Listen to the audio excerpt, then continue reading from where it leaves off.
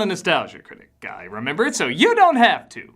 Before Iron Man, before Twilight, before Hunger Games, and before whatever the hell Tim Robbins is doing. There was after Jumanji, but before Jumanji, Zathura.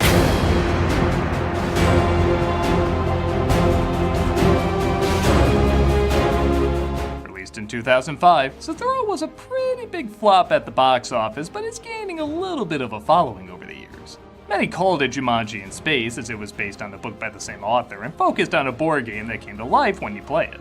Director Jon Favreau, though, didn't want any connection to that film as he wasn't a particular fan of it. And I'll be honest, that's kind of what kept me away from it. Jumanji was fine, I guess, for what it was, and this didn't look bad, but it didn't look like anything that different either. Say what you will about the other Jumanji spinoff, but it was a different enough setup to introduce some fun new ideas. The one after is where they do the same shit again.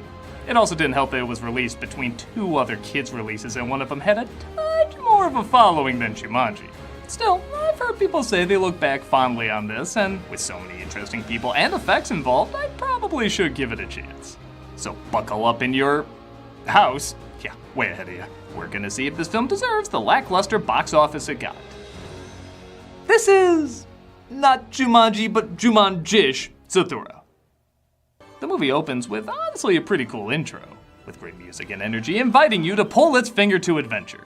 Afterwards, we cut to Walter and Danny, played by Jonah Bobo and Josh Hutcherson. You got it this time. No, this would be different if we were in space. Tim Robbins plays their dad, who's obviously very laxed about profanity. Dodgers win! You're such a dick! Hey, I don't think you can say that on here anymore. This PG movie might be too intense for YouTube! You're a very special kid. That's what people say when they can't think of anything. Okay, you're a dumb kid. Feel better? Actually, the talk between these two is kind of sweet, and honestly, I buy them as a family very quickly. Robbins as the overworked divorced father, and the brothers struggling to get along without killing each other. You found a problem. You break all my stuff, can't catch a ball. That's enough. And nobody wants you around. That's enough. Shut up. Ladies and gentlemen, the work world in 2020. The father has to leave to make printouts, so he asks their sister Lisa, played by Kristen Stewart, to look after them.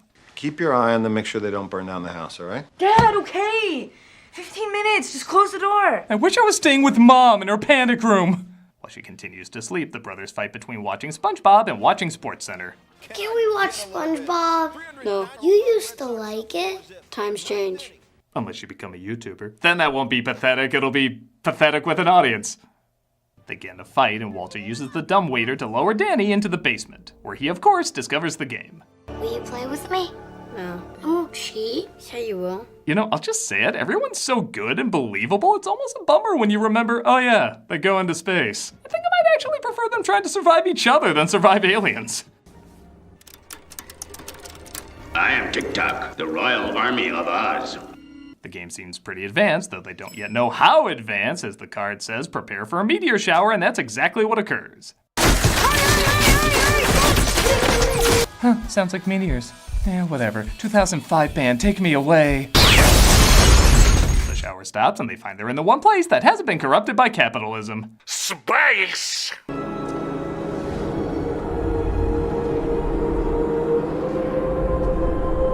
Okay, kid, I don't care if you're in the 4th grade or too cool for school or something. That's space! How about a gasp or something? Guess we're working with that! They wake up Lisa and try to show her what's going on with the game, but accidentally put her in a cryonic freeze. And like that, Stephanie Meyer saw this moment and said, "That's the amount of range I want for Bella Swan." Say the thing. I was frozen! The thing was said. So Walter tries to melt her out, and I love not only the method he tries to use, but the question, how does he know that method to begin with? You gotta keep playing. They figure the only way to set things right is to continue the game. Your robot is defective. What does that mean? Oh, one of Mom's leftover vibrators is out of batteries. I have questions. You will get no answers. Ain't no Gem City. The robot appears to be tiny and responds to pretty funny dated slang. What does it do? Anything I want. Give me a juice box, biatch. Want to hear what else I heard from Chappelle's show? But they grow up so fast and decide a random killing is in order. Emergency. Alien life form must destroy. Is it weird he sounds like a slow down Fozzie Bear? We'll check the credits later. Just run!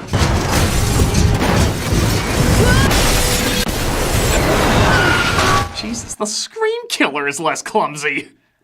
Danny takes his turn and they start getting sucked into a star. But they just get away from it. Yeah, I guess the space current lured them away. I don't know, it's the same force that randomly pulled George Clooney in Gravity. Space just eats people when it wants. Hey, careful, the internet needs to hate that for 5 or so years.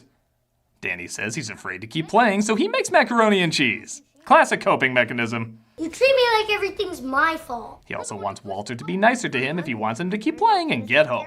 I want you not to be mean to me, not ignore me. I want you to treat me like your brother. But that's a contradiction. Being a brother means doing all those things. Watch. Hello? But how?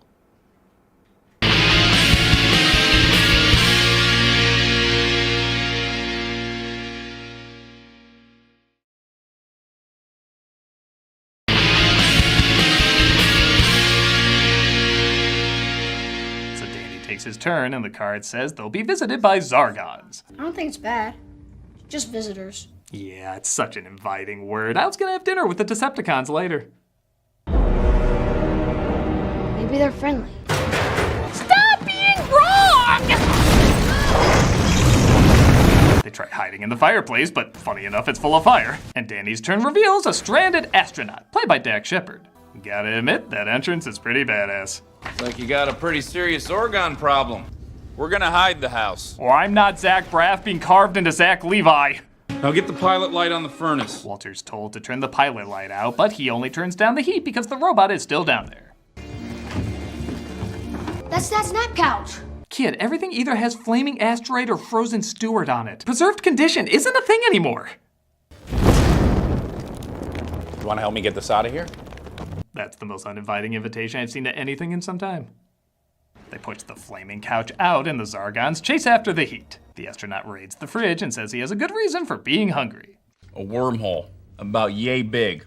You try squeezing through there and tell me you're not hungry enough to eat a carpet shark. Well, maybe in the porno parodies of Zathura. It's a little weird he shows he has a card from the game, yet the kids never question it like he might have played the game before. Instead, Walter tries to kick him out because he feels he's taking up resources. He burned our couch and now he's eating all our food. You call that helping? Dude literally saved your ass. The only resource you would have would be floating on your frozen sister if it wasn't for him. You can stay. They let him stay, but in a move I can't figure out is brilliant or obnoxious. The kids act 10 times more bratty when an adult's around. Such a baby. Hey, Not slow, a baby. slow down, Yes, slow you down. are, This- baby. I'm not a baby. You're a baby. Nobody is a baby here. You're a You know, let me do some calculations here. Yes, I hate this. They eventually calm down, but the game accuses one of them of cheating and yeets him out of the movie. Help! Wait a minute! I got an idea! What if I just let you die? I could celebrate with a SpongeBob marathon. You grab it and I'll pull you down! You sure that's the kid you want to kill off movie? The astronaut jetpacks his way to save him and they try again to play. After 5 turns though, Lisa is thawed out and turns up the heat. I guess the quiet of space is just an expression because none of them hear her crank up the stereo while she showers. 9. Good roll. 9's a great roll. I meant great. Of course, as it looks like they're getting closer to the end, they decide to argue once more, in a way that really doesn't feel organic as it did in the beginning. I hope you win. It's because you never win at anything, Danny. It wasn't my fault. This is all your fault. Everything's your fault. It's your fault Mom and Dad got divorced. Where'd that come from? I'm not saying he couldn't be thinking that or anything, but it's just kind of tossed in suddenly. It'd be like if near the end of Ghostbusters they said, See you on the other side, Ray. I blame you that I never got married. A shooting star passes, meaning Walter gets a wish, and the astronaut thinks he wished his brother away. Leave him alone. He doesn't, of course, and if you're thinking, man, that would have been stupid, he instead wishes for a football. Yeah, a football. Why'd you wish for a football? You could just wish the game over. Why'd you wish for a football? You could have just wished the game over. I was under a lot of pressure. He was yelling at me. Yeah, I think I reached the point where the film got dumb. Would any kid watching this, literally any kid, think, oh yeah, pressure would have caused me to wish for a football instead of escaping intergalactic what the Jesus Christ? Okay, guys. The The astronaut reveals that he used to play the game. No. No. No. And he had a brother he always argued with too, and he wished him away when it got to the shooting star. And then I landed on the star space. I wish that my brother had never been born.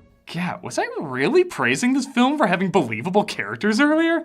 I mean, yeah, it's clear what the lesson is, but it's so clear it overshadows any plausibility these dumbasses might have had. He doesn't even act like someone who lost his brother. Like, this is a dude who has to come to grips with essentially murdering his own kin, and he treats it like he misread a map. As soon as I did it, I felt horrible. I could land on another star space and wish him back, but the game wouldn't let me. No, I really should have turned left at the brother-killing star of death, not right. There are some games you can't play alone. Well, the one-hand waltz. How do you know what that is? The Zargons take their living room, which had the board game in it, and they try starting a fire to get them back, but Lisa puts it out. I kinda love this line is so bad, it could only be delivered in the strange way Shepard does. Who the hell are you? The astronaut. From the game we're in. All that's missing is Kevin McAllister saying, The father. What is that? What's going on? Where are we? Somebody please talk to me right now! the Zargons do come back, and I will admit, it's nice seeing Stewart for once really go over the top. It legit looks like she's having fun screaming like Winona Ryder seeing Edward Scissorhands in her bed. Just stay with us, and everything will be okay. I'll never leave you. Yeah, post it. You knew it was coming. Speaking of which... He obviously feels very protective over me. I feel very protective of you. What can you say? She has a type! The astronaut goes to get the game while the others wait in the closet, but he comes back saying he couldn't get it. The game was right there. It was right across from the furnace. I couldn't get it. There's too many of them down there. They're all over the basement. Wow, might have actually been cool if we followed him trying to get the game and saw all the stuff he's talking about. No joke, I just assumed like he was taken over by the lizards or he was a fake version of him or something, because why would they just not show that? They show the set later, they show the lizard creatures. Why did we spend the whole time in the closet? Oh wait, this is David Kep, classic tell don't show. You ready to do this? I'm ready. They decide to lower Danny down through the dumbwaiter, but one of the Zardons sneaks up on him. Thank God he likes to turn around mid-staircase and not inspect radio sounds he hears so they don't get caught. Oh yeah, he doesn't hear that either. They really are the cyclos of embarrassing space threats, aren't they? They're back. Oh wait, he's back. Guess he did suspect something, which is why he's going slower this time, giving our heroes time to run and tie off the dumbwaiter. Do you think you're doing like the raptor in the kitchen scene? Because those were wild animals. These look like henchmen from Donkey Kong Country if they fell into black licorice. Nothing about this is logical or suspenseful. Danny steps on alien splooge and discovers a bunch of goats. Whoa, wait, I was just kidding. I didn't really think that was alien splooge. What do they do on this ship? And he tries to get the game. I do give a little credit they actually built these creatures. I think it would have been pretty easy just to CG them. I mean, with some of 2005's effects, that would have looked like, well, again, the minions from Donkey Kong Country. With that said, the CG robot is here to save the day as he's now repaired and on the good side. Where's Lisa?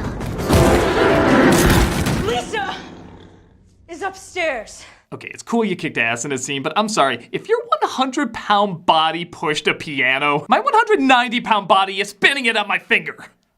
They try finishing the game, and it looks like Walter gets a second shooting star card. Thanks for helping us out. You know, the astronaut's idea wasn't bad. Maybe I will wish my brother away. No, it's the opposite. He wishes the astronaut got his brother back. And wouldn't you know it, it turns out the astronaut was Walter the whole time. Wait, what? It's Walter, I'm your brother. Okay, truth be told, I did suspect something like this was going on, like one of them was the brother or something, but I thought, you know, they'd give an explanation on how this happened. But no, that's literally all we get. I'm older, but I'm him. There's no mention of time travel or wormholes or anything like that. It's just, I'm you and I'm happy now. And he literally disappears. You did better than I did. Thanks. You do know science fiction needs a little science, right? I thought you were dead. Nope. It does lead to this pretty funny scene, though. It was me. Oh my god. And I wanted to... Is it really any worse than all the imprinting drama you went through? I'm sorry, I just watched all these movies again. I'm still getting a little bit out. The Zargons come back to attack again because, you know, there's such interesting villains, we have to have more. But Danny ends up winning the game. This reveals that Zathura is in fact a black hole and they all get sucked into it. There better be a Maximilian robot standing over hell in there or else this just isn't gonna make sense. Once they're sucked in, they're put back home as if nothing ever happened. As you'd imagine, the brothers get along better, they go see their off-screen mother, Maris, and the movie ends. And that was Zathura. It's not bad, but not that good either. In a sense, it is what I thought it would be, a generic space adventure.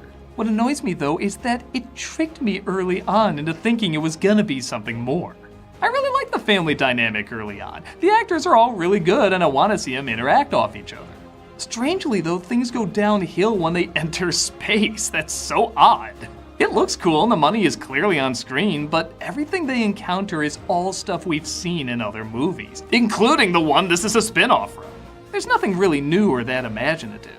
But honestly, even that would be passable for a kid's movie if they didn't make so many weird choices with the characters and just straight up not explain them half the time.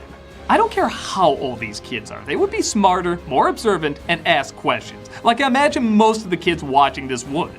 But on that note, I do like these actors, and it is a neat enough idea, so I guess I'm on the fence.